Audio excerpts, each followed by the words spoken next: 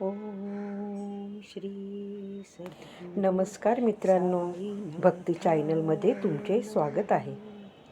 श्रद्धा, सबुरी, एकता. श्रद्धा. साईबाबांचे हे सूत्र केवळ धार्मिक अर्थानेच नाही तर व्यावहारिक अर्थानेही महत्त्वाचे आहे. जीवनात तुम्ही कोणतेही काम करताना श्रद्धेने आणि समर्पित वृत्तीने करा. त्या कार्याप्रती निष्ठा, प्रामाणिकपणा आणि त्यांची त्यागची भावना ठेवा.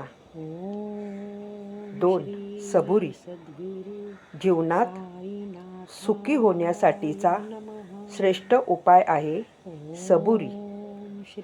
संतोष, धैर्य आणि संयम या गुणांमुळे जीवनात स्थायी आनंदायी प्राप्ती होते. असंतोष किंवा असंयम, कलह, संताप यामुळे जीवन सुखी होणे शक्यच नाही. 3. एकता. साईबाबांनी सांगितलेल्या या सूत्रानुसार मानवता म्हणजेच धर्म होय. सर्वात महान धर्म म्हणजे मानवता. ईश्वर हा अनेक रूपातून व्यक्त होतो. हा हिंदू धर्मातील मूलभूत सिद्धांत साईबाबांनी आणखीन सोप्या भाषेत या जगाला सांगितला आहे. माझाच धर्म खरा या संकुचित विचारापासून दूर राहिले पाहिजे. इतर धर्माचाही आदर केला पाहिजे. विश्वास, प्रेम, परोपकार, दया, त्याग ही मूल्ये जपली पाहिजेत. यातच धर्म आहे. सबका मालिक एक या मंत्राने साईबाबांनी सगळ्यांना एक केले. साईबाबांची उपासना.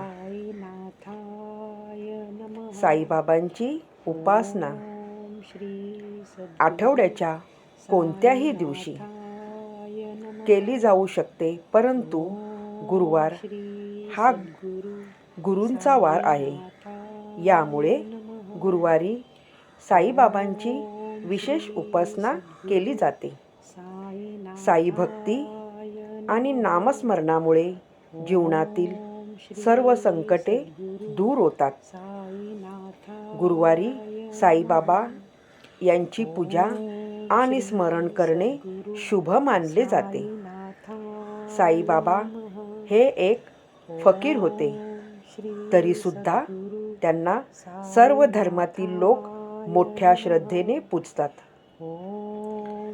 सर्व जाती धर्मातील लोकांना त्यांच्याप्रती पूर्ण विश्वास आहे, कारण त्यांनी कोणालाही भेदभावनेने वागणूक दिली नाही. सबका मालिक एक है अशी शिकवण सर्वांना त्यांनी दिली. गुरु आपल्याला आदर्श जीवन जगण्याची दिशा दाखवतात. सत्मार्गावर जाण्यासाठी प्रेरणा देत असतात. साईबाबांनी सगळ्यांना आदर्श जीवन जगण्याची प्रेरणा दिली आहे.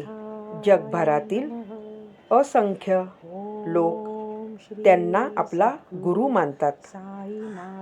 त्यांची मनापासून उपासना करतात. बाबांनी त्यांचे संपूर्ण आयुष्य इतरांचे दुःख दूर करण्यात व्यतीत केले.